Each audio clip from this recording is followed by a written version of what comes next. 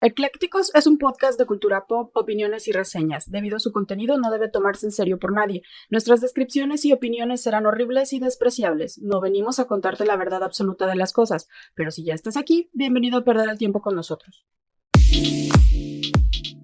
Hola, ¿qué tal? Bienvenidos a Eclécticos, este podcast donde hablamos de todo sin saber de nada. Como sabrán, pues bueno, es nuestro primer programa. Vamos a esperar que sea de su agrado. De este lado del micrófono lo saluda Mike. Yo soy Claudia. Y pues bueno, sin más, ¿cuál va a ser el tema del día de hoy, Claudia? Bueno, decidimos empezar con un tema muy bonito el día de hoy. Vamos a hablar sobre la casa real, Meghan Markle y Harry, el príncipe Harry. Sí, es algo muy importante, muy actual, muy contemporáneo. No, no es cierto. Vamos a hablar sobre ritos funerarios en el mundo. Es decir, qué eventos se realizan diferentes culturas en diferentes ciudades de acuerdo a sus creencias religiosas o a su contexto cultural o a su historia. Vamos a ver cómo hay diferentes variantes al respecto en estos casos y cómo todas pueden ser completamente peculiares en algunos, o más bien en la mayoría, aparte de que sea considerado un rito de transición, pues tiende a ser muy... estoy diciendo muchas veces. Estoy diciendo muy, pero sí, va a ser muy. Pero tiende a ser eventos muy infelices. O sea, la gente tiene que estar feliz. O sea, estás triste, pero estás contento porque pues se supone que ya llegó a otro lado del mundo, otro lado de otro mundo. Pero bueno, vamos a ver cuáles son sus características, sus coincidencias y algunas peculiaridades extrañas que presentan todos estos rituales. Y además, bueno, en un contexto donde, sobre todo aquí en México, pues tenemos esa cultura de honrar mucho a la muerte, ¿no? De celebrarla. Exactamente, la celebramos, ¿no? No es, me recordó un poquito a las películas donde, no recuerdo si fue una de James Bond, donde... Ay, las máscaras estas horribles. Sí, que lo hicieron en el centro de la Ciudad de México Curious. Ya, ajá, como una tradición del desfile de muertos. Ajá, pero o sea, es tradición a partir de la película James Bond. No, claro, tenemos... De repente existe este concepto medio raro, ¿no? A lo que iba es que en una película, no recuerdo cuál, están supuestamente en México, ya sabes, este México rural, donde están en medio de un Día de los Muertos. El México que se filma con filtro sepia, siempre. Entonces están en medio, se supone que de la celebración de muertos, y de repente se escucha a alguien, ¡vivan los muertos! ¡Vivan los muertos! Ajá, o sea, digo, nada... más acercado a como lo festejamos, ¿no? Como que pensé que mezclaron te ibas a referir al video de When We Were Young, que también es así como de entre funeral y boda y no sé qué pedo y filtro sepia, sin falta. Sí, claro, no, pero bueno, tenemos esta concepción y alrededor del mundo se celebra la muerte o se le rinde homenaje de diferentes maneras, ¿no? Hay unos muy peculiares o que nos resultan para nuestro propio bagaje cultural extraños, ¿no? Porque, bueno, nosotros tenemos la manera... tradicional, el mexicano tradicionalmente tiene este concepto de te mueres, te entierran, bueno, no te entierran, te mueres, te celebran un funeral, normalmente lo hacen con el ataúd presente, algunos abiertos que me parece de muy mal gusto. Pero es que depende, bueno, ahorita lo vamos a ver en varios...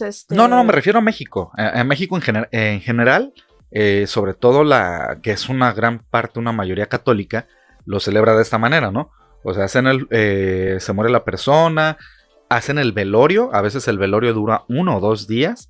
O más. Ajá, o más. Después hacen el entierro, que usualmente tiene que ser en su ataúd, etcétera, etcétera. Va a su tumba o a su nicho. La cremación no es tan popular como de repente creeríamos. Y después le hacen su novenario, ¿no? Eso es en México, pero en otras partes del mundo se celebra la muerte o los ritos funerarios son diferentes, ¿no? O lo que les sigue a esos ritos funerarios, porque no necesariamente tienen que ser rituales que se lleven a cabo inmediatamente después a la muerte o al fallecimiento. En algunos casos, como me topé con algunos que puede ser que pasan 1 año después, 2 años después, o se siguen repitiendo año con año y es un ritual anual. O sea, no es así como de... se hace el novenario, por ejemplo, una vez ya sepultado el cuerpo, o si se hace una vez al año, le hacen una misa, le mandan a hacer una misa. Entonces, son algunas características así como más convencionales que podemos ver aquí en México. Pero pues vamos a ver otras. Por ejemplo, yo encontré en cañitas, no, es ñatitas, perdón. En ñatitas. Ñatitas es una festividad boliviana conocida como el Día de los Cráneos, y vamos a toparnos que en México tenemos algo muy similar, pero diferente. Entonces, en esta tradición boliviana que se celebra en los Andes, indica que los seres humanos, bueno, ellos tienen la creencia que los seres humanos tenemos 7 almas, ¿no? Estas 7 almas están distribuidas en diferentes partes de nuestros cuerpos, y cuando morimos, estas almas de diferentes partes de nuestro cuerpo tienden a irse a diferentes lugares. Así me hizo recordar mucho a cuando los mayas también, no sé si eran los mayas, que decían que al morir tenías que ir al inframundo, y luego tenías que pasar como por 7 infiernos. Xibalba. Entonces es como algo muy repetitivo otra vez, números cabalísticos de 7, 13, cosas así muy, muy repetidas. En este caso, bueno, una de esas 7 almas en la creencia boliviana reside en el cráneo. Entonces, cuando mueres, esa alma se queda adherida al cráneo. Entonces, esa alma no puede ser o no debe ser enterrada. Por lo tanto, tus familiares o tus seres queridos tienen la obligación de quitarle la carne al cráneo.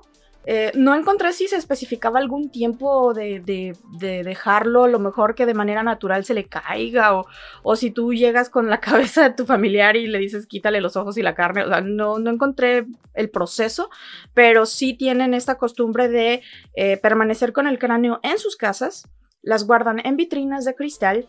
Están a la vista del público, están en un lugar prominente dentro de sus hogares. En algunos casos se colocan en altares.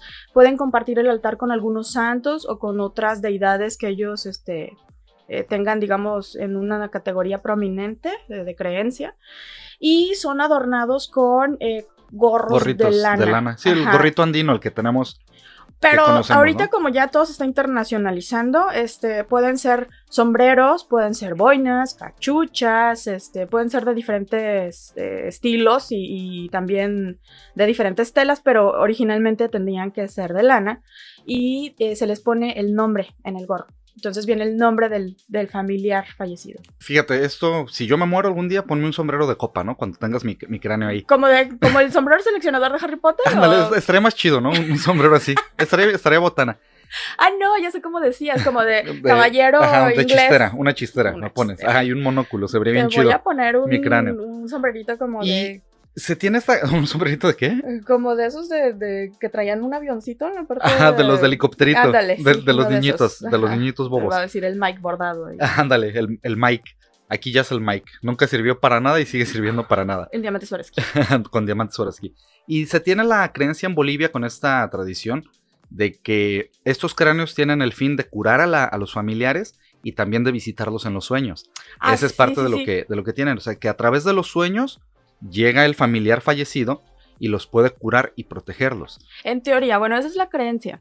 Pero además es como, llevan esta ruta como del Santo Niño de Atocha. Ajá. Porque el cráneo permanece en la casa del familiar un año y al siguiente año tiene que ir a casa de otro familiar. O sea, es un cráneo viajero. O sea, está en diferentes lados, todo el mundo lo cuida. Imagino que cuando ya le dio toda la vuelta a toda la familia, pues regresa otra vez a donde inició, y así se la llevan hasta que fallecen ellos y los nietos de sus nietos. Y bueno, esa es una de las tradiciones. Tienen un día en específico que es precisamente el 9 de noviembre, en donde celebran la festividad de ñatitas. Ñatitas. Y les hacen su misa.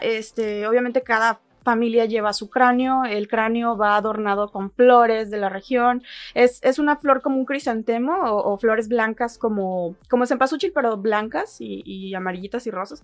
Pero en realidad puede ser cualquier flor, la que le guste a la familia, el adorno que le quieran colocar encima.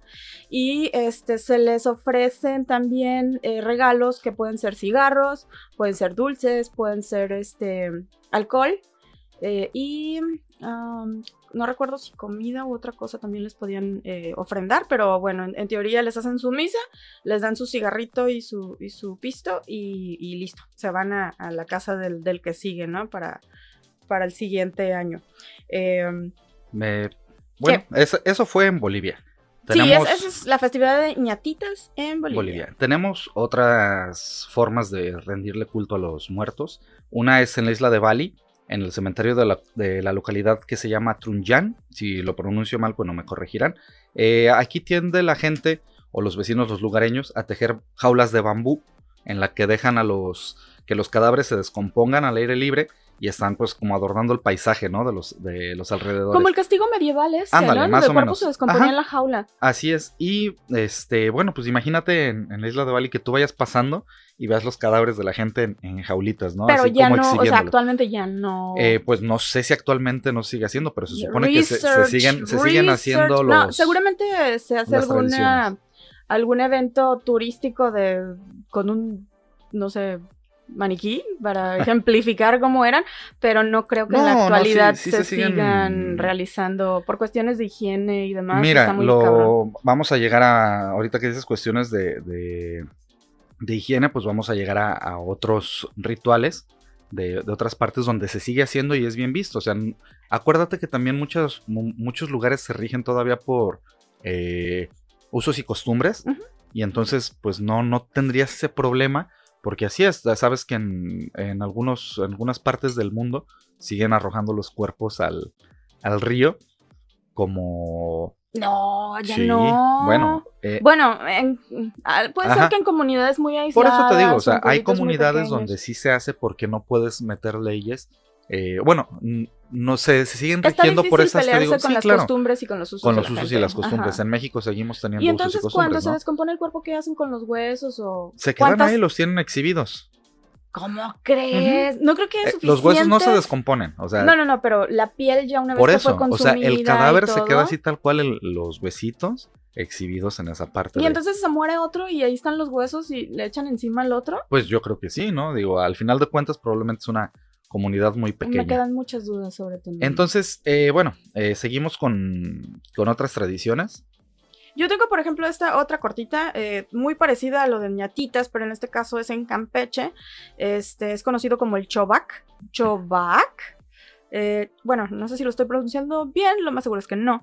Pero resulta que el chobac es precisamente la limpieza de huesos del cuerpo. O sea, limpieza de huesos.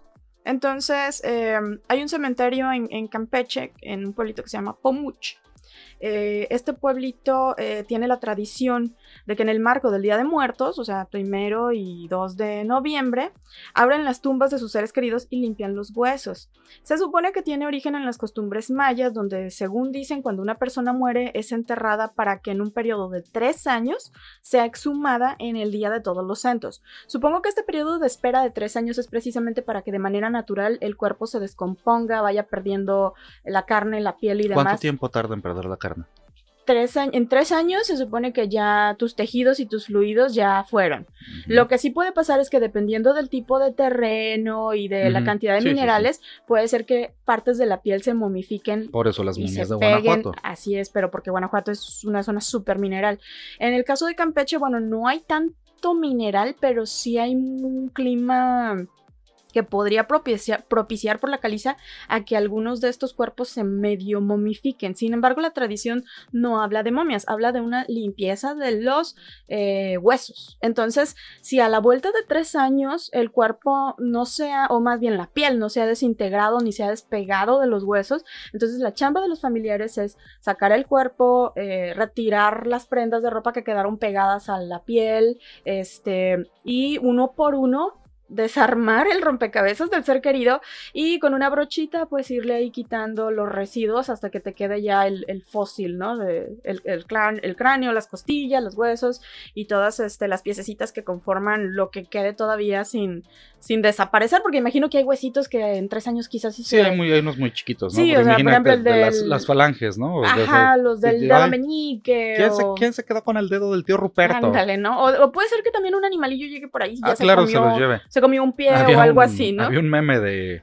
un perrito que había sacado, hace poquito lo vi, un perro que había sacado todo el esternón de un ser humano. De un ser humano y venía bien contento caminando con él, no sé ¿Pero cómo dónde que lo sacó? Pues de un cementerio que no estaba muy bien enterrado y venía el perrito caminando, ¿no? Bueno, pues... Fíjate, es curioso porque en Campeche, en Bolivia, tienen esta tradición de convivir mucho con los huesos, ¿no? Sí. Y no nada más es en ellos, en Madagascar también se hace. No sé si lo tenías por ahí, pero fíjate, en Madagascar existe una etnia que cada 7 años celebra, se llama Famadihana, que es un rito que consiste en sacar a los muertos de sus tumbas, o sea, el cadáver del finado. Bueno, el cadáver. Eso es mucho, es redundar mucho decir el cadáver del finado. Pero bueno, sacan el cadáver, lo envuelven en un sudario nuevo y se ponen a bailar con ellos. Una vez que acaban las danzas, o sea, que acaban de bailar con el cadáver, vuelven a convivir con ellos, es decir, los sientan, digamos, a la cena y todo. Y ya que terminan el rito y que pasaron un rato de echar la pachanga con ellos, los regresan a su tumba. Y después de otros 7 años lo vuelven a sacar. O sea, es una festividad de 7 años. Cada 7 años lo sacan, bailan con ellos. Y Pero entonces hacen como un capullito, ¿no? O sea, sí, los envuelven en una mantita. Sí, y pues, ya tienes tu muñequito. Precisamente para que no pase de que se te pierdan los huesitos, me imagino. Ajá. O sea, los envuelven, los dejan. Y bailan con ellos, ¿no? Entonces, de hecho, parte del ritual del Chubak también tiene que ver con que ya que están limpias las piezas, las envuelven también en una mantita, normalmente de algodón, que trae bordado el nombre del fallecido y trae también algunas flores o motivos religiosos. Me topé con algunas imágenes en donde aparecen, por ejemplo, las uvas de vid o las cruces y también las flores que aparecen en los huipiles de las mujeres mayas, ¿no? Entonces es algo como que muy tradicional de ellos. Este trapito tiene que ser cambiado una vez al año. Entonces, cuando ya se pasaron los 3 años y vas a limpiar el cuerpo, ya está limpio, entonces lo envuelves y al siguiente año tienes que volver a bordar, o más bien así como que irle actualizando su trapito en el que va a estar envuelto para que siempre esté limpio. Nada más aquí sí me llamó mucho la atención que la limpieza de estos huesos lo hacen de manera manual, sin nada de guantes, nada de cubrebocas, o sea, la misma tierrita que está saliendo se la están comiendo, respirando, etcétera, etcétera, o sea, no sé, está extraño. ¿Quieres un dato más así para que no te cause extrañeza el que convivan con polvo de muertos ni demás? Que seguramente alguien preparaba algún alimento con huesos. Digo, sí los hay tribus que son caníbales, ¿no? Pero en Australia, de las tribus aborígenes, ellos acostumbran colocar los cadáveres sobre una plancha de madera, los cubren con hojitas, con ramas y los dejan allá descomponerse. O sea, haz de cuenta, al aire libre los ponen sobre una plancha y los dejan que se descompongan, ¿no? Y que los animalitos pues hagan lo suyo. Si en este proceso se atraviesa alguna celebración importante de sus mismas celebraciones, que tengan, no sé, estén festejando, me imagino, algún ritual de fin de ciclo de primavera o demás, los fluidos que escurren del cadáver, o sea, los fluidos en descomposición, se los untan a los más jóvenes en la piel. ¿Y no les da como sarpullido? Pues... Porque, pues, imagínate, es fluido, es jugo de carne putrefacta. Ten en cuenta también que es lo que pasaba con esta isla en la India, ¿no? Donde no dejan que la gente vaya porque, pues bueno, toma en cuenta que esta gente no convive tanto con otras y que a lo mejor tienen menos enfermedades, ¿no? Es probable. Digo, no dudo que exista algo, digo, al final de cuentas es externo. Donde se lo ponen es externo. Pero bueno, se lo untan a los jóvenes. Sí, a los jóvenes. Esto es para que se supone que las cualidades del muerto o las buenas cualidades del muerto se le transmitan al joven. Mira qué curioso, está también esa creencia al norte al sur de Estados Unidos y al norte de la República Mexicana, en donde si tú cortabas alguna parte del cuerpo de tu enemigo o de alguien que falleció, creo que tú tenías que matarlo. Bueno, el caso es que si tu enemigo era muy inteligente y tú querías ganar su conocimiento o sus destrezas, entonces, por ejemplo, si él disparaba muy muy bien, entonces le cortabas la mano, echabas la mano en una jarra y te echabas tu tequilita con mano de muerto. Pero fíjate que, por ejemplo, en ese caso sí es así como de, te lo estás tomando, pero dices, es alcohol, ¿no? Ya curó. El alcohol mata todo. Es como una paloma, pero con una mano, ¿no? Una palomita de mano. Bueno, dentro de estas características, dentro de estas tradiciones funerarias, en la península también podemos encontrar, por ejemplo, el Hanal Pishan, que es conocida como la comida de las ánimas. Se realiza también los días 1 y 2 de noviembre, como en México celebramos el Día de Muertos, ya sea en el centro o en occidente. Bueno, en la península el Día de Muertos no es tan arraigado, no les les hace aquí. O sea, Ujú. es así como de, ay, sí, para los turistas hay que hacerles las calaveritas y el cempasúchil, pero realmente no tienen un arraigo hacia esta tradición de Día de Muertos. Sin embargo, ellos tienen su propia celebridad o su propia festividad y es el Analpichan, que es prácticamente lo mismo. Sí, tienen su altarcito, ¿no? Tienen Igual. un altar, tienen, obviamente el significado varía un poco con respecto a los altares convencionales o que nosotros conocemos en Occidente. Ellos, por ejemplo, lo elaboran con mucha hoja de palma, con hoja de plátano. De hecho, su comida va envuelta en estas hojas de plátano. La comida no va en platos, va sobre las hojas mismas, porque normalmente es como un tamalito de pollo con adobo, que es el pollo pipil, que es la comida tradicional de esa fecha en específico. También se evitan algunos elementos que, por ejemplo, en el altar tradicional de Occidente, que ya ves que hay un listado enorme de cosas que tienen que estar o sea, sí o sí en el altar. Las velas, el espejo, el frasco de agua, todas esas cosas que estamos acostumbrados a que hay que ponerlas. Bueno, en el Hanalpishan no necesariamente tiene que estar así. O sea, si hay una ofrenda de comida, sí puede haber una ofrenda de algo que le gustaba al familiar y demás, pero esencialmente es la presencia de las hojas, de las plantas, de la comida, la presencia también de la vestimenta tradicional y algunos como trenzados de las mismas hojas que realizan para formar arcadas o algunas figuras bastante bonitas en la colocación de los altares.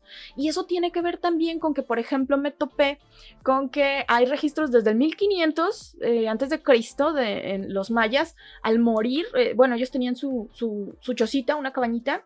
Entonces, si tú eras el propietario de esa cabañita y te morías, era obligación de tus familiares o de tus vecinos o de quien estuviera cerca de ti enterrarte ahí en esa cabañita. Entonces, la cabañita quedaba en abandono. Obviamente ya nadie más quería vivir ahí, ni debía vivir ahí porque iban a estar tus huesos.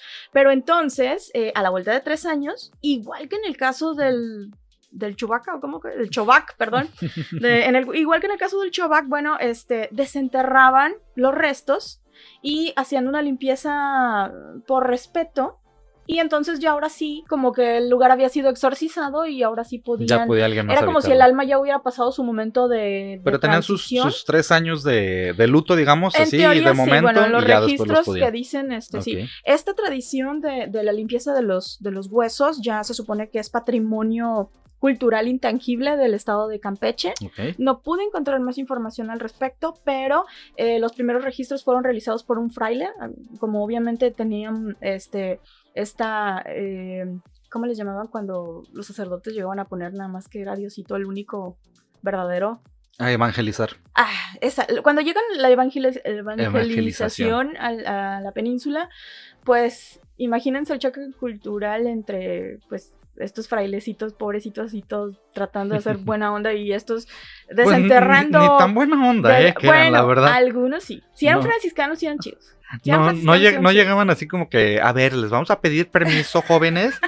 Pero imagínate, es como cuando uno llega a la casa de alguien y no sé, por ejemplo, ¿cómo comes pollo en tu casa, no? Y a lo mejor algunas personas en ciertas casas, pues, cubierto y la fregada. Y hay otras personas que comen con la mano y otras personas, chupan hasta el cartílago de no sé qué. Entonces, de repente, sí, así es como un choque, ¿no? O sea... Llegaban los frailes, ¿no? Así de... Buenas, tocando la puerta, ¿no? De las chocitas de los mayas. Disculpe, señor. Le traemos la palabra de Jebús, ¿no? Así de nos deja y molas, un flechazo al corazón, ¿no? No, a ver, ¿qué estará haciendo este señor? ¿Por qué saca los huesos? ¡No! ¡No! Tener letreritos en maya. Este hogar, somos testigos de Xibalba. Favor de no tocar cualquier religión no será aceptada, ¿no? Venían así. Fíjate, en otras partes del mundo, como en Corea del Sur, estamos hablando de algunas comunidades, fíjate, de tradiciones muy antiguas y de comunidades pequeñas, pero ahora también en las metrópolis sucede algo, o en las grandes ciudades sucede algo muy... ¿En la actualidad? Sí, en la actualidad, algo muy peculiar, ¿no? De hecho, esto es de un registro del año 2000. En Corea del Sur, en el año 2000, se aprobó una ley que obligaba a cualquier persona que enterrara a un ser querido a exhumar los restos 60 años después, es decir, tú tienes rentado tu espacio solo por 60 años. ¿Por qué? Pues porque hay poco espacio, Bueno, ¿no? pero en 60 años, ¿qué alcanzas a sacar ya de ahí? Pues es que Es te digo que como los una huesos siguen, ¿no? papillita Pero ¿y ahora con... qué haces? Ajá. Lo mejor sería... Por eso yo estoy tan de acuerdo con la cremación. ¿Por qué? Porque la cremación queda prácticamente nada, ¿no? Sí, o sea, no estás ocupando un espacio Ajá. más. Sí, sí. Estaba escuchando que, por ejemplo, en Europa están peleándose por zonas protegidas naturales que quieren convertir en cementerios. Ujú. Entonces los ambientalistas dicen, no, ¿cómo vas a tumbar un árbol para hacer una lápida? Y entonces están tratando de incorporar a los bosques sin alterarlos, Sí, claro, la los entierros vegetación, verdes. hacer unas pequeñas lapiditas así tipo Morada de la Paz, que es nada más así Ujú. tu tag con tu nombre, y te entierran al pie del árbol. Entonces estás alimentando el árbol. Es una forma de que también los espacios bueno, no abandonados, pero espacios naturales no sean afectados por el ser humano o no se alteren de manera radical. Pero sí es importante que pensemos qué vamos a hacer con nuestros cuerpos o que dejemos ya estipulado, ¿no? Sé que mucha gente no quiere pensar sobre qué va a pasar con ellos después o quieren vivir siempre al día y demás, pero creo que sí es importante dejar por escrito ahí, aunque sea en un post-it, o sea, quiero que me cremen o quiero que me entierren abajo de una bugambilia o no sé. Y fíjate, precisamente estos coreanos, bueno, la gente de Corea del Sur ha optado, pues debido a que pues obviamente hay poco espacio, que pues cada vez se hace más caro, entonces ya la gente ha decidido utilizar cada vez menos el entierro. Y más la cremación. Sí, pero este es un dato muy curioso, no nada más la cremación, sino que además de cremar al cuerpo, lo convierten en una gema. Es decir, con el proceso de carbonización. Ajá. Bueno, pero eso se ha hecho desde hace un buen rato. Pero, en Las Vegas tengo entendido que se ha hecho. Sí, pero lo hacían. Es que hay veces que son por moda y otras veces por necesidad. Lo hicieron con Luis Barragán, el arquitecto Luis Barragán. Mira, ahí está. Entonces, a este proceso le han llamado perlas de la muerte. Al convertir a tu familiar en una perlita, en una gema, para traerlo ahí, ¿no? Entonces, te digo, son curiosidades ya más del mundo moderno, ¿no? Que hay quienes han optado también por las urnas verdes, ¿ya ves? Sí, a mí eso se me hace muy padre, que es como un cocoon, es como un capullo. Un capullito, te ponen ahí. semillitas, te entierran y entonces con lo licuado que se vaya haciendo tu cuerpo se alimentan las semillas. Así es, y te digo, o sea, ocupas menos espacio, ve los panteones, ¿no? O sea, ya los panteones tienen su Bueno, es que depende, los cementerios tienen unos... Pero ya no cabe la gente también. No, ya no cabe la gente. Hay unos que de verdad son metrópolis, pero no son metrópolis, necrópolis. Verdaderas necrópolis. Muy, muy padres de recorrer. Está, por ejemplo, el cementerio de la Recoleta en Argentina, que tiene todos estos monumentos funerarios de los 40, 50. O sea, hay muchísima arquitectura muy padre funeraria que se puede conocer o visitar. Incluso nosotros mismos aquí en Colima tenemos el de las víboras, está el sector viejo, que es del siglo XIX, y hay un punto intermedio en donde podemos encontrar tumbas que son art déco, unas que son art nouveau, otras que son un poquito más clásicas, y son muy bonitos monumentos funerarios. En algunos casos ya ni siquiera se alcanza a ver el nombre de los que están ahí enterrados, pero siguen siendo unos monumentos muy, muy padres de recorrer. Pues, híjole, es que hay tantas tradiciones. Hay otras más que vamos a mencionar ahorita. Por ejemplo, tenía aquí la de Filipinas. La de Filipinas también está interesante. Uh-huh. Muy similar a lo de te había dicho así, los de Bali. Los de la isla de Bali, de colocar los muertos. En Filipinas se tiene la creencia de que los muertos... Fíjate, es en la isla de Luzón. Me acordé de RuPaul con Manila Luzón. Ajá. Creían que las almas de los muertos se asfixiaban debajo de la tierra. Okay. O sea, tu alma no podía respirar porque estabas abajo de la tierra, ¿no? Entonces, ¿qué? Dice, si se ahoga el alma abajo de la tierra, ¿qué hacemos? Pues colgar los ataúdes en lo alto de los acantilados. Como si fueran esferitas de Navidad. Ajá, pero en ataúdes. Pero en acantilados. O sea, imagínate la chamba de subir el cuerpo. Sí, pero ahí lo pega el aire. Muerto, literal muerto. Ajá, ahí lo pega el aire, ¿no? Entonces, bueno, decidieron... No, pues se momificaban, ¿no? Pues porque yo creo que sí a la larga, ¿no? Altura y demás. Sí, entonces decidieron empezar a colgar los ataúdes en lo alto de acantilados o los iban apilando a las entradas de las cuevas. O sea, meterlos a cuevas y órale, van, ¿no? Ataúdes apiladitos ahí. Y no nada más se practicó ahí en Filipinas, sino que también en algunas zonas de China e Indonesia también los apilaban en cuevas. Se llegó a practicar esto. Yo creo con la misma creencia, ¿no? De de que Ajá, de que se oríen, de que no se vayan a de que el alma ahogar. el alma no se fuera a ahogar abajo de la tierra. Damn. No, pues en el caso por ejemplo, ya cremaciones llegando al punto de otro tipo de entierros, está, por ejemplo, los funerales vikingos, que son así, los hemos visto en películas, son padrísimos, en series también, es así como que uno también quisiera que aquí en el Topocharco a uno lo avienten en una balsita. El Topocharco, para quien no lo conocen, es un pequeño, ¿qué será? ¿Un jardín? Espacio. Pues es como un charquito, ¿no? Es como un pequeño ecoparque. No, pues, bueno, eso es. Entonces, para quien no lo conozca. Ajá, es un jardincito, tiene un pequeño cuerpo de agua, muy pequeño. Entonces, eso se refería hace ratito con el Topocharco. Entonces, bueno, los vikingos creían en la vida después de la muerte. Su ritual funerario consistía en la colocación del cuerpo en el interior de una barca que debía ser lanzada con ofrendas y sin tripulantes vivos, al menos, para posteriormente ser incinerada mediante flechas encendidas, hasta que la barca se hundía en el fondo del mar. La fortuna del difunto se dividía en tres. Fíjate, este es un dato curioso, yo no sabía que ya veían el pedo del testamento del muerto. O sea, siempre pensé que, bueno, ya se murió y pues se lo queda a ver quién puede o el que llegó después, ¿no? Pero resulta que, independientemente del estatus que tuviera el vikingo muerto, su fortuna se dividía en tres. Un tercio iba para las ofrendas, la ropa que le iban a poner, y todo lo que iba a llevar la construcción de la barca.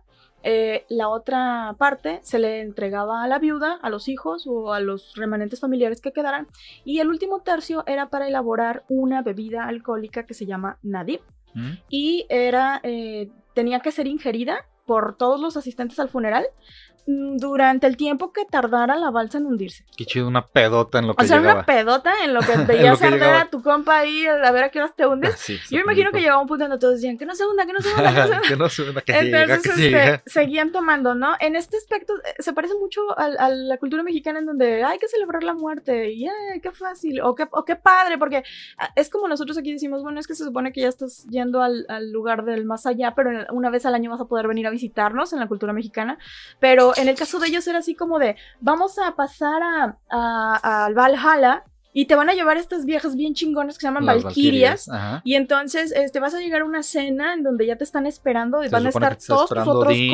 compas y tus dioses chidos. Bueno, pero acuérdate que para llegar al Valhalla deberías de morir con tu espada en la mano, si no, no llegabas al Valhalla.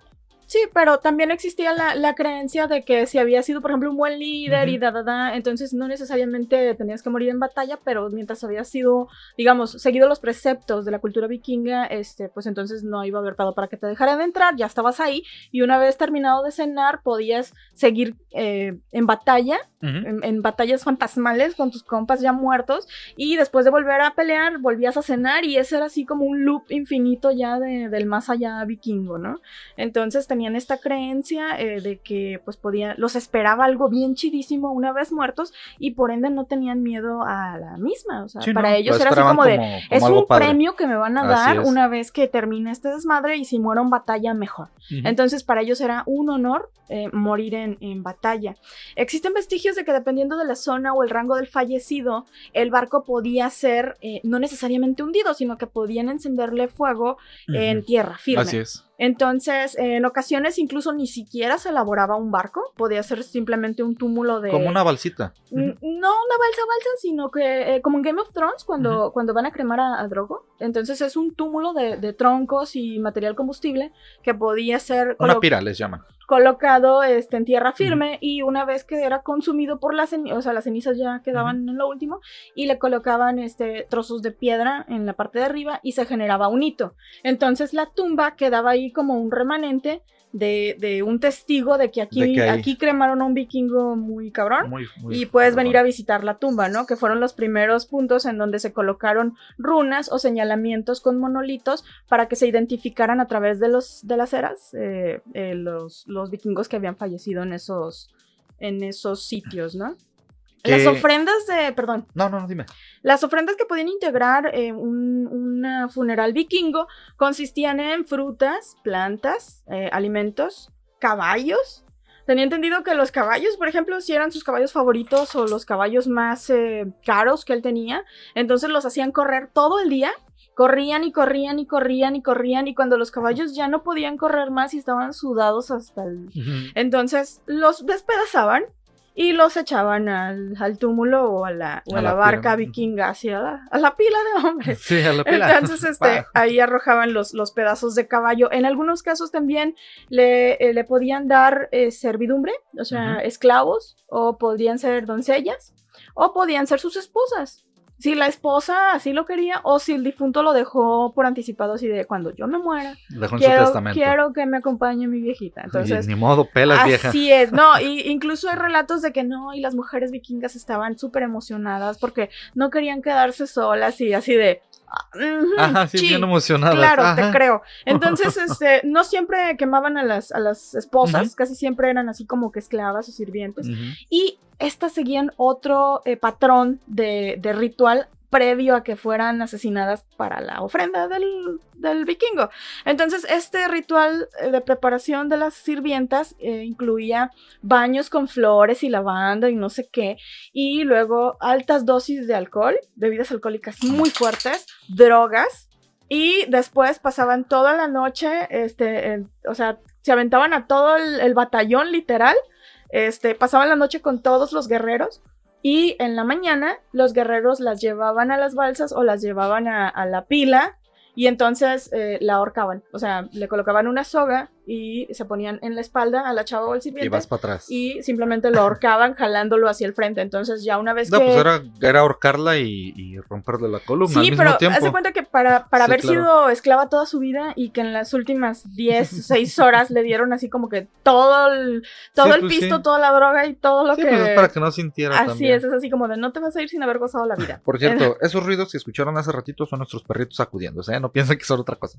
Ahí son medio... Están tranquilitos, pero bueno, de repente hacen su son ruido. Sus plaquitas o sus cascabeles o cualquier otra cosita que les moleste. Y pues fíjate, en hablando de creencias, ¿no? ¿Cómo tenían estas creencias de que los vikingos los iban a recibir las guerreras que son las valquirias, que iban a ir a tener un festín con Odín y con sus compas y demás? Ahí dentro de las creencias hay unas no tan chidas, ¿no?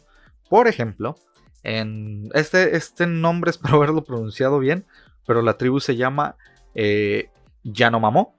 Ok.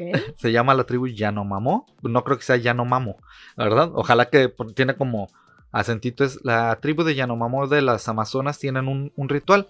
Primero anuncian la muerte del difunto, del pariente, con gritos y sollozos. O sea, salen a gritar y a sollozar. Entonces ya sabes que alguien se murió, ¿no? Pero en cuanto terminan de gritar y de sollozar, lo incineran así, rápido. O sea, en cuanto ya está muerto, incinerarlo lo más rápido posible. ¿Por qué? Porque ellos tienen la creencia de que la vida se las arrebató un espíritu maligno, que lo envió un chamán. ¿Por qué? Ellos tienen esa creencia. ¿En casos de muerte natural? El caso de cualquier muerte pero fue alguien que te mandó. ¿Pero si lo atropellaron o algo así? No, porque son una tribu del Amazonas que los va a atropellar. Bueno. Pues no sé, un jabalí. Lo atropelló un jabalí, ¿no? ¿Un jabalí? No, pues imagínate, pues obviamente si te pasó un jabalí te arrolló, si fue un chamán. ¿Qué la princesa Mononoke? Entonces, ellos tienen esa creencia, ¿no? De que la vida se las arrebató un espíritu maligno que fue enviado por un chamán. Entonces las cenizas las guardan ellos durante un año. Después se las comen. Son consumidas. ¿Las cenizas? Así es. Por los familiares.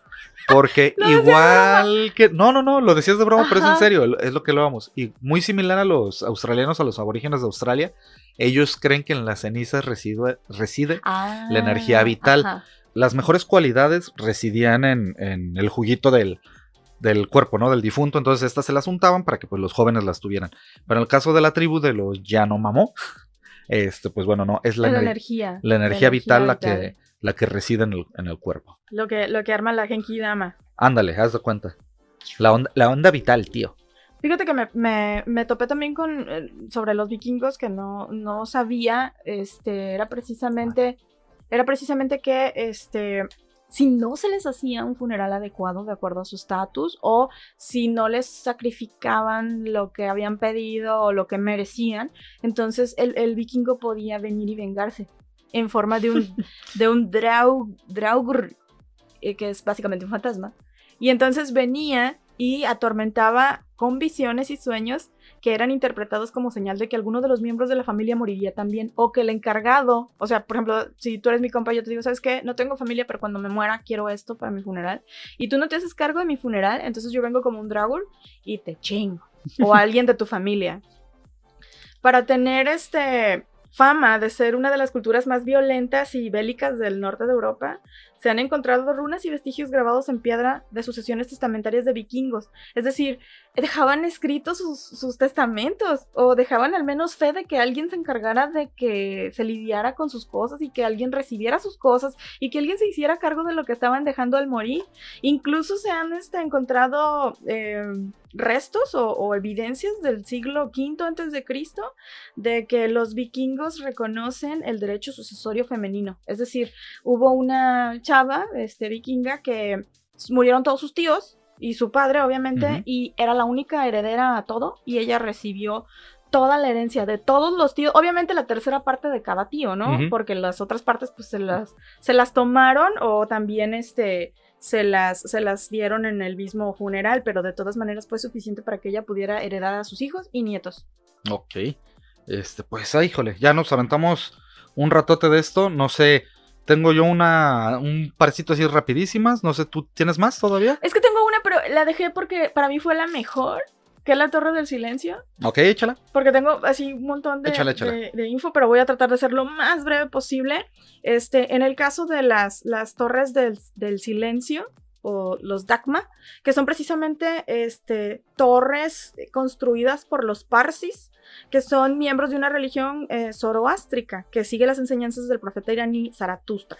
Bueno, en esta religión ellos creen mucho en la pureza de los elementos, es decir, el fuego, la tierra, el agua y el viento. Entonces ellos buscan que al morir tu cuerpo no contamine ninguno de esos elementos que son sagrados para ellos. Entonces ellos tienen la creencia de que al morir el cuerpo adquiere o más bien es invadido por una oscuridad, por un ser demoníaco que ellos conocen como... ¿Cómo lo conocen? Ay, se me perdió el nombre. Aquí está. Es el demonio Ahriman. Ahriman. Este demonio es considerado el dios de la oscuridad, el creador de la maldad, el portador de la enfermedad y de la muerte. Es decir, lo que nosotros conocemos prácticamente como el diablo, ¿no? O sea, Satanás. Es para ellos el equivalente. También es conocido como el Agra Mañú, que significa el espíritu diabólico. Por eso, al morir, sus cuerpos se consideran impuros, y entonces, si lo entierran, contaminarían el suelo. Si lo incineran, contaminarían el fuego. Arrojarlo al mar, obviamente, contaminaría las aguas, y entonces la única manera segura de deshacerse del cuerpo es someterlo a un ritual de purificación previo para dejárselo a el viento y a un animal para que se encargue de él. Entonces, primero lo someten a un baño ritual con agua y flores, y lo visten con ropas de algodón blanco y recitan unas plegarias. Lo colocan sobre una sábana de algodón en una piedra en una como laja de piedra de tamaño de una cama, me imagino, más o menos. Luego, dos de sus familiares se sientan a su lado. Nadie debe tocar el cuerpo. Hay unos personajes que se llaman los Nasealars, que son prácticamente como como lo que aquí sería que cuando contratas un servicio funerario, o sea, son los que se encargan de manipular el cuerpo, prepararlo. Es exactamente lo mismo para ellos. Un embalsamador. No, porque no lo embalsaman. Bueno, no, pero sería muy similar. Y lo visten. Entonces, sin embalsamarlo, pero el que se encarga aquí en México es un embalsamador. Así es, porque por ejemplo, si tú te mueres, entonces yo no tendría que tocar tu cuerpo, lo tendría que tocar los nasalares, y ellos se encargarían de limpiarlo y bla, bla, bla. Entonces, estos también son los cargadores oficiales de los cuerpos, porque solo ellos podrán manipular el fallecido para llevarlo hasta la torre. Entonces, en este, digamos, momento de limpieza y purificación y bla, bla, bla, mandan traer a dos perros que son perros criados alrededor de las Torres del Silencio. Los perros tienen 4 ojos. Ok. Porque son 2 ojos naturales y son 2 ojos que les pintan arriba de los ojos naturales. Entonces es como en esta película de Piratas del Caribe cuando Johnny Depp tiene 7 ojos. Bueno, pues los perros tienen 4. Okay. Entonces ellos llevan a los perros para que huelan al ser o al cuerpo. Y depende de cómo reaccionen los perros, entonces los nacelares pueden darse cuenta si realmente está muerto. Y se acerca alguien y le dice, le vamos a hacer una prueba para ver si da positivo clorhidrato de cocaína. Entonces los perros, así como de, ok, sí, o si no les llama la atención, pues X, ¿no? Pero los perros, y esta situación de arrimarle los perros al cuerpo va a pasar. Le echaron los perros. Le van a echar los perros varias veces. Ajá. En la transición de todos los rituales, porque son muchísimos rituales los que hay que seguir. Bueno, ya los limpiaron, ya lo envolvieron, ya lo cambiaron, le pusieron algodón, le prendieron unas alforjas con fuego y sándalo. El sándalo, fíjate cómo se repite en muchas culturas también, que el sándalo purifica y bla, bla, bla. Bueno, y le vuelven a llevar a los perros y luego quitan a los perros y entonces se ponen a recitar algunos fragmentos de sus libros sagrados. Y después, bueno, se les permite que a los familiares puedan ver el cuerpo antes de que se envuelva por completo, para que puedan ver por última vez el rostro o la cara de su familiar. Abiertos en Así México. es. Luego lo envuelven por completo y el cuerpo es llevado entonces por los nacelares mediante unas... tienen un nombre en específico. Son como unas varillas de metal que les ayudan a cargar el cuerpo. Se llaman andas, que son como, bueno, según busqué, las andas son como 2 barras que te ayudan a cargar cosas pesadas, que es como cuando sacan a pasear al santo. Ajá. Es eso, ¿no? Más o menos, ajá. O sea, los cargadores van abajo y la cosa va arriba y, bueno, pues así llevaban el cuerpo, los nacelares, y tenían que ser específicamente de metal, no podían ser de madera porque la madera es porosa y podía absorber las malas energías del cuerpo. Okay. Entonces estaba completamente prohibido llevarlas de madera. Y otra cosa, los cuerpos solamente pueden ser trasladados durante el día, en la noche jamás, porque se supone que el cuerpo debe exponerse al sol para también purificarse. Okay. Entonces, una vez que es de día, llevan el cuerpo, los familiares van atrás del cuerpo, 30 pasos detrás. No pueden ir más cerca, así es. Okay. Por lo mismo de no invadirse de malas ayuyus. Ese es el espacio, es su sana distancia. Así es. Y luego, bueno, antes de entrar al Dagma o a la Torre del Silencio, de nuevo acercan a los perros al cuerpo. Es así como si, no sé, de repente pensé que a lo mejor les habían dado casos de que tenían narcolepsia y de repente algunos cuerpos se levantaron, quizá, y por eso los perros tenían que estar ahí todo el tiempo presentes, no sé, por alguna razón. Entonces, bueno, es la última vez que aparecen los perros, ya se abren la puerta de metal del Dagma, que es la torre, y ya aquí los familiares no pueden entrar, solamente pueden entrar los Naeslar, y la torre se compone de 3 círculos circunscritos. Al centro de los círculos hay una fosa. ¿El muro María? Luego está el muro rosa. María, el muro rosa. No, no hay muros interiores, pero sí están definidos los espacios de estos aros, y al centro hay una fosa. Esta fosa tiene una función bien importante. Una, porque en esta superficie de los aros circunscritos, pues obviamente va a llover, el agua tiene que escurrir. De hecho, estos aros tienen una pendiente continua hacia ese pozo. Entonces, esta pendiente ayuda a que si el cuerpo llega a un punto de descomposición en donde empieza a aventar fluidos, el fluido tiene que correr por unas canaletas que llegan hasta ese foso. Cuando el cuerpo, al ser expuesto, ya queda desprovisto de sus ropajes, queda completamente desnudo, y entonces vienen los buitres. Los buitres consumen la carne de los cuerpos y dejan solamente los huesos. Entonces los huesos son arrojados por los nacelares también al foso. El foso tiene unos filtros de carbono y arena, y al final el hueso se muele y se forma parte de la tierra. Entonces, para ellos era la forma más menos invasiva de que su cuerpo fuera desechado. Y al mismo tiempo alimentaban a un ser vivo, que eran precisamente los buitres. Pero me topé también que, por ejemplo, para el 2007 la cantidad de buitres que se utilizaban para estos rituales. Y están bien panzones, seguramente. No, había desaparecido el 99% de los buitres. Es decir, esta tradición ya ahorita no es tan común, es muy extraña, pero han sido muy aferrados estos religiosos a continuar con sus creencias, entonces las continúan haciendo en zonas muy alejadas. Entonces los buitres empezaron a morir porque en la India, por ejemplo, el dioclorazepam,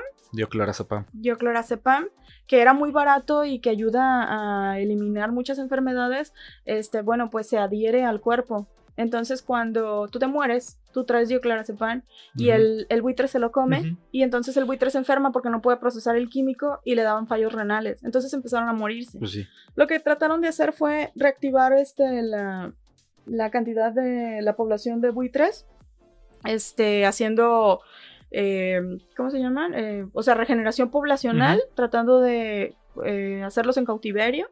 Y también, como todavía existen algunas de estas torres, conectaron unos elementos que son los generadores de energía, que son básicamente como las celdas solares, que son precisamente para que los cuerpos se descompongan más rápido mediante los rayos solares. Pero sí hay algunas imágenes muy impactantes o están muy padres en donde se ven los cuerpos dispuestos en los Dagmar, y pues precisamente esperando su descomposición por medios naturales, porque los buitres pues ya no hay muchos. Ya no hay muchos. No. Y bueno, pues hay también otros rituales alrededor del mundo, que son los funerales a cielo abierto de los tibetanos, y hay muchos otros más que pues bueno, por cuestiones de tiempo tal vez no alcanzamos a tocar en este primer episodio, pero que si les llama la atención y si les gusta, pues probablemente sigamos hablando, porque hay muchos más que no alcanzamos a tocar, hay muchas tradiciones más y hay muchos ritos fúnebres, alrededor del mundo que se podrían tocar. Sí, porque no hablamos, por ejemplo, del ritual judío, de la preparación del cuerpo tampoco, y no hablamos de los funerales gringos. No, en Holanda, en Bélgica, en Nueva Orleans hay también el funeral con jazz. Con jazz, así es. Pues hay muchísimos, ¿no? Pero te digo, ya por cuestiones de que esto ya va para 1 hora y no aburrirlos tanto. Sí, bueno, no, si no luego hacemos otra cosa. Así es, si les gusta y les llama la atención, pues bueno, nos escriben, nos ponen ahí en los comentarios si es que quisieran la segunda parte de esto, y si no, también que nos escriban qué les gustaría que hablemos. Acuérdense que Eclécticos pues es hablar de todo y de nada, ¿no? O sea, podemos hablar de Meghan Markle y Harry si eso quieren que hablemos también. Vamos a hablar de anime, de música, de películas, de series, de datos caricaturas históricos, de los 80s, caricaturas de los 90s, caricaturas actuales, de todo lo que se imaginan. Pues esto es sacar parte de la intención que tenemos en la mente de todas estas ideas que tenemos, ¿no? Ojalá que este podcast haya sido de su agrado. Denle ahí amor a este pequeño proyecto que estamos iniciando. Y si les gustó, pues avísenles a sus amigos o a gente que tenga estos gustos así extraños. Es, compártanlo. Échale un ojo, échale una oída. Así es. Y pues suscríbete, no hay de otra. Dale a la campanita. Dale a la campanita y activa las notificaciones. Les agradecemos mucho el que nos hayan soportado alrededor de este tiempo. Fuimos muy políticamente correctos. Esto no quiere decir que no nos vayamos a extralimitar. Así es, bueno, pues mesurados en algún momento, no autocensurados, pero sí light en esta ocasión. Ya después les tocará. Empezando. Les tocará escuchar nuestra verdadera esencia. Así es. Y pues estamos nerviosos. Yo estoy nervioso. Esperemos que esto sea semanal y que próximamente les estemos publicando otro podcast de Eclécticos. Nos despedimos de este lado del micrófono, Mike. Yo soy Clau. Y hasta la próxima. Bye.